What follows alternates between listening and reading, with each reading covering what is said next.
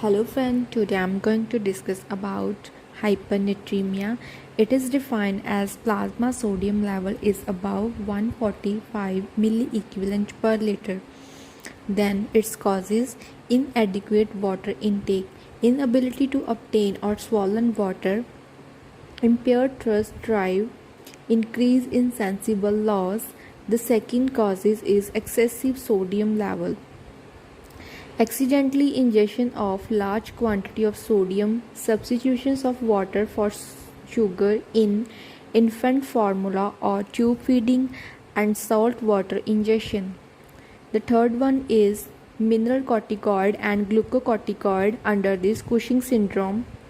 The fourth one is skin loss during burn and sweating. The sodium level is above 145 milliequivalent per liter.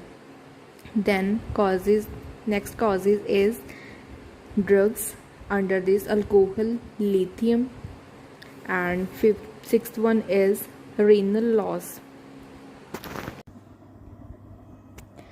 Under this central diabetic impedance, impaired renal concentrating ability, osmotic diuresis. In osmotic diuresis, under this hyperkalemia means increase the level of calcium, congenital means by birth, and multiple myeloma. Then I will discuss about the signs and symptoms of hypernatremia.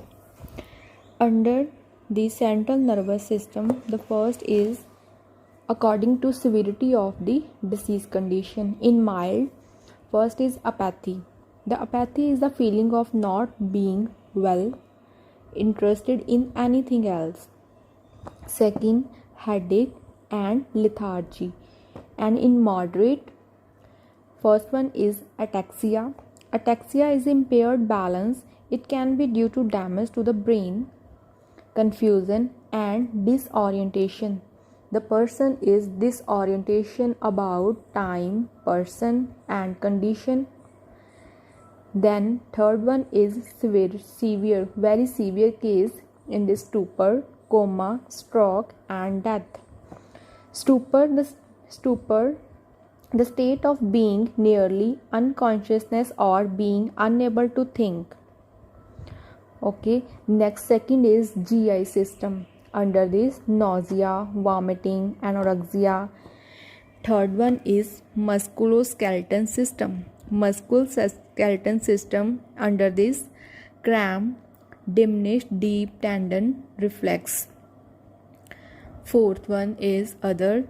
Under this, dry mouth, restlessness, low grade fever, increased blood pressure, pitting and peripheral edema, flushed skin, decrease urinary output and agitation. Agitation means anger situation.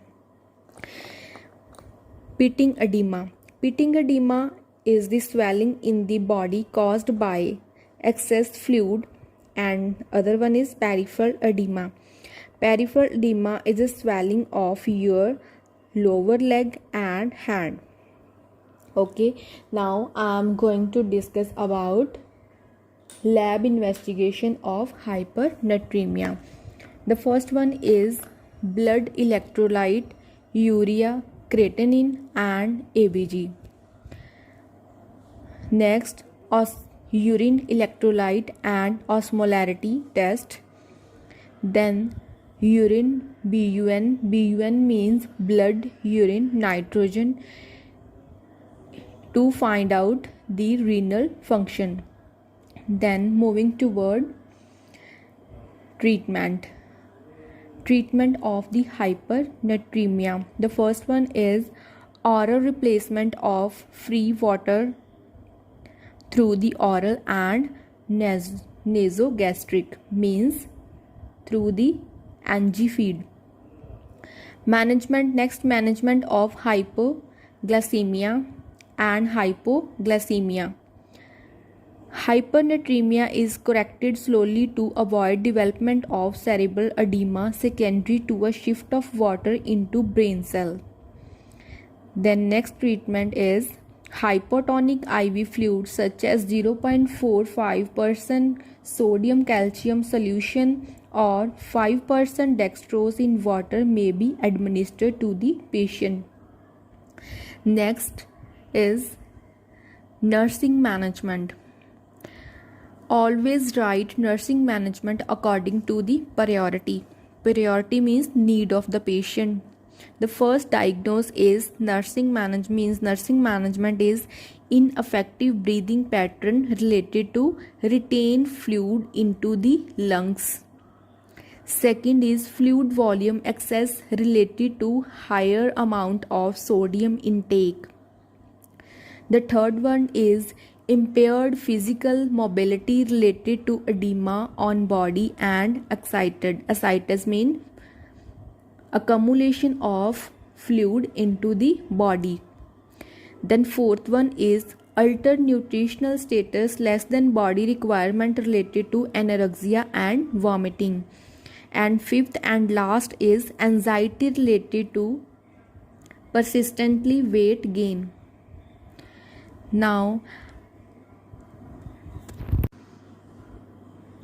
I hope you understood my topic. Today's topic is hypernatremia. Hypernatremia is the alternative of the hyponatremia. In this, the sodium serum level is above 145 milliequivalent per liter, and I discuss its causes, signs and symptoms, its treatment, lab investigation, and nursing management of the hypernatremia.